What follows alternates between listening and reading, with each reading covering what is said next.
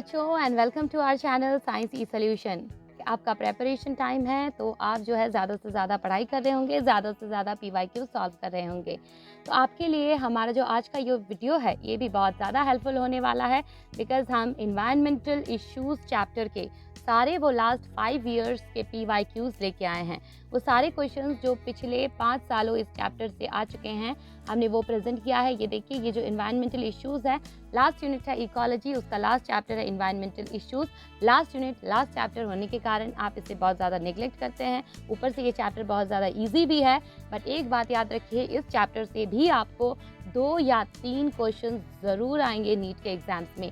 तो मेरा कहना है कि समय रहते ही अभी आप इस चैप्टर को 5-6 बार रिवाइज कर लीजिए और इसके जो पीवाईक्यूज़ है सॉल्व कर लीजिए। अब भी अगर आप पढ़ेंगे तो भी 2 महीने बाद आप एग्जाम्स में सही इसके आंसर्स अटेम्प्ट करेंगे, बिकॉज ईजी चैप्टर है। तो समय रहते ही प्रिपेयर कर लीजिए ताकि लास्ट मोमेंट में आप हार्ड जो चैप्टर्स हैं उनको आप पढ़ सकें। तो आज हम करेंगे इन्वायरमेंटल इश्यूज़ के प्रीवियस 5 इयर्स क्वेश्चंस। आप भी हमारे साथ साथ ये क्वेश्चंस सॉल्व करते जाइए। और सबसे पहले जो हमारे चैनल में वो सब्सक्राइब का बटन है उस पर क्लिक कीजिए, क्योंकि इससे क्या होगा, आपको जितनी भी इंपॉर्टेंट इन्फॉर्मेशन है, जैसे भी आपको प्रिपेयर करना है अपने नीट के एग्ज़ाम्स के लिए, हम आपको बेहतर प्रिपरेशन कराएंगे, वो भी बहुत कम समय में। ठीक है, तो चलिए चलते हैं आज का क्वेश्चन नंबर 1। बट याद रखिए, यहाँ क्वेश्चन नंबर 176 दिया गया है, क्योंकि हमने डायरेक्ट स्कैनिंग करी है नीट के क्वेश्चन पेपर से, तो इसीलिए जो क्वेश्चन नंबर्स हैं उसका आप ध्यान रखिएगा।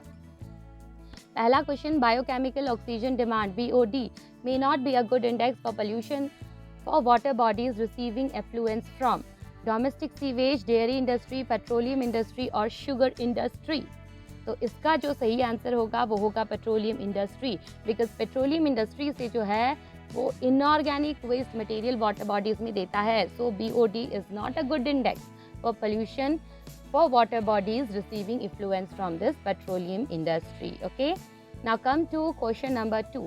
अ lake which is rich in organic waste may result in first option increased population of aquatic organisms due to minerals, second is drying of the lake due to algal bloom, number 3 increased population of fish due to lots of nutrients, and number 4 mortality of fish due to lack of oxygen.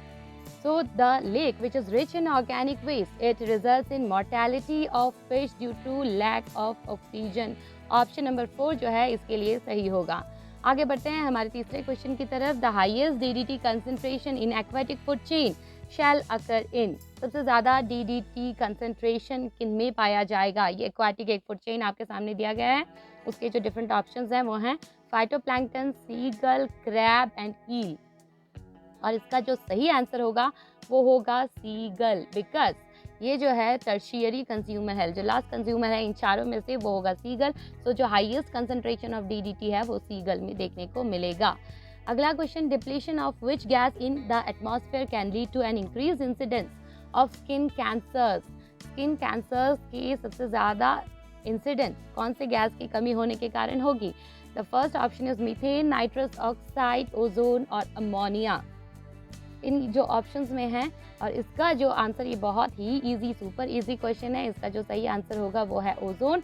अगर ozone layer ज़्यादा से ज़्यादा deplete हुआ stratosphere में, तो उससे क्या होगा? It leads to increase incidence of skin cancers. अगला question, joint forest management concept was introduced in India during. Joint forest management concept कब इंट्रोड्यूस हुआ था? 1990s, 1960s, 1970s और 1980s। और इसका जो आंसर है वो है 1980s में joint forest management concept introduce हुआ था, जिसमें गवर्नमेंट और जो ट्राइब्स हैं, फॉरेस्ट के लोकल ट्राइब्स हैं, उनकी सहायता से फॉरेस्ट कंजर्व करने का जो तरीका है वो बताया गया था। Right, next question, which one of the following statements is not valid for aerosols? Okay, wrong statement आपको चूज करना है for aerosols. First option, they alter rainfall and monsoon pattern. Second option, they cause increased agricultural productivity. Third option, they have negative impact on agricultural land, and the fourth option is they are harmful to human health. So wrong statement is they cause increased agricultural productivity. Okay, so इन बाकी के जो 3 statement है वो तीनों सही हैं। गलत है कि they cause increased agricultural productivity. Option number 2 will be the correct answer.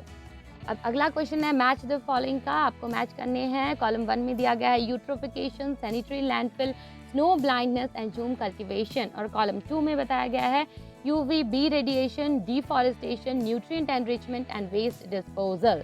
तो चलिए मिलाते हैं। सबसे पहले जो यूट्रोफिकेशन है वो होगा nutrient enrichment. So for a it is option number 3, A3। आप देखिए जो थर्ड ऑप्शन है उसमें A का 3 बताया गया है। चलिए देखते हैं दूसरा, sanitary landfill, it is for waste disposal.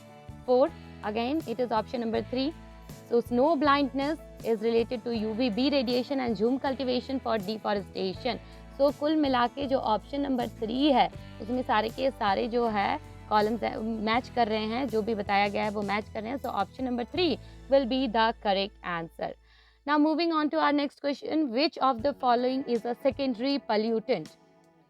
Secondary pollutant इन चारों में से कौन सा है, आपको चूज करना है। Number 1 carbon monoxide, number 2 ozone, number 3 sulphur dioxide और number 4 carbon dioxide. Secondary pollutant, okay, ozone is the secondary pollutant, बाकी जो हैं वो प्राइमरी पोल्यूटेंट है। Okay, next question, world ozone day is celebrated on, GK का question है, world ozone day कब मनाया जाता है। 5 जून, 22 अप्रैल, 16 सितंबर और 21 अप्रैल। And the correct option is 16 सितंबर is celebrated as World Ozone Day. The next question, in stratosphere which of the following elements act as a catalyst in degradation of ozone and release of molecular oxygen? तो ये जो gas है it results in degradation of the ozone layer in stratosphere, आपको वो choose करना है। Carbon, oxygen, iron, Fe और chlorine. तो इन चारों में से कौन सा गैस है which is responsible for degradation of ozone, and that is chlorine. It is again a super easy question जो नीट के एग्जाम में आ चुका है। आप देखिए इसको अगर आप समय रहते प्रिपेयर करेंगे तो इसके सारे आंसर्स आप सही करेंगे। और अगर आपको हमारा ये वीडियो कंटेंट पसंद आ रहा है तो आप अपने साथियों के साथ भी इसे शेयर कीजिए और एक लाइक का बटन ज़रूर दबाइए। हम चाहते हैं कि ज़्यादा से ज़्यादा आप लोग नीट का एग्ज़ाम क्रैक करें। So coming on to our next question, which of the following pairs of gases is mainly responsible for greenhouse effect? Greenhouse effect के लिए कौन से pairs of gases सबसे ज़्यादा responsible हैं? The first option is ozone and ammonia, number 2 oxygen and nitrogen, number 3 nitrogen and sulfur dioxide, and number 4 is carbon dioxide and methane. तो कौन से pair of gases हैं जो सबसे ज़्यादा responsible हैं? Again super easy question. It is carbon dioxide and methane. They are mostly responsible for the greenhouse effect. Moving on to next question, which of the following protocols did aim for reducing emission of chlorofluorocarbons into the atmosphere? Protocol जो reduce करता था, जिसमें बताया गया था कि reduce करना है हमको एमिशन क्लोरोफ्लोरोकार्बन का। Montreal protocol, Kyoto protocol, Gothenburg protocol और जिनेवा प्रोटोकॉल। और ये जो कंटेंट है बहुत इंपॉर्टेंट है, 2 साल से लगातार ये एग्जाम्स में आ रहा है। उसका जो आंसर है वो है Montreal protocol, option number 1। Next question, Polyblend, a fine powder of recycled modified plastic has prove to be a good material for. Polyblend जो है वो किसके लिए अच्छा मटेरियल प्रूव हुआ है? Making plastic sacks, use as a fertiliser, construction of roads, making tubes and pipes. बहुत easy question है और ये है for construction of roads, option number 3। Students, अगर ज़्यादा से ज़्यादा आपके आंसर सही हो रहे हैं तो ये जो सारे क्वेश्चन हैं नीट के एग्जाम में आ चुके हैं, इसका मतलब आप ज़्यादा आंसर सही करेंगे। ज़्यादा से ज़्यादा आप PYQ सॉल्व कीजिए और एक लाइक का बटन भी ज़रूर दबाइए। Which of the following methods is the most suitable for disposal of nuclear waste? Nuclear waste dispose करने का सबसे सुइटेबल तरीका। Shoot the waste into space, bury the waste under Antarctic ice cover, dump the waste within rocks under deep ocean, or bury the waste within rocks deep below the earth's surface.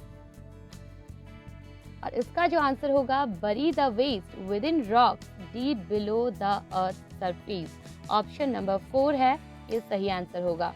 Coming on to our next question, Montreal Protocol was signed in 1987 for control of transport of genetically modified organisms from one country to another, emission of ozone depleting substances, release of greenhouse gases or disposal of e-waste. Okay? Montreal Protocol, इससे पहले भी आपने इसका question देखा था। It was for chlorofluorocarbons, इसका मतलब emission of ozone depleting substances.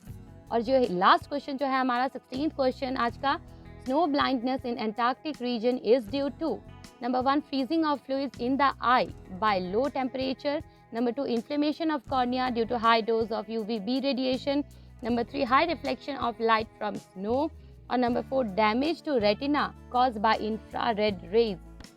Snow blindness, it is related to cornea, so inflammation of cornea due to high dose of UVB radiation. Option number 2 is the correct answer. तो उम्मीद है ज़्यादा से ज़्यादा आपने question सही अटेम्प्ट किए, ज़्यादा से ज़्यादा बार रिविजन कीजिए, ज़्यादा से ज़्यादा PYQ सॉल्व कीजिए, अच्छे से प्रिपेयर कीजिए।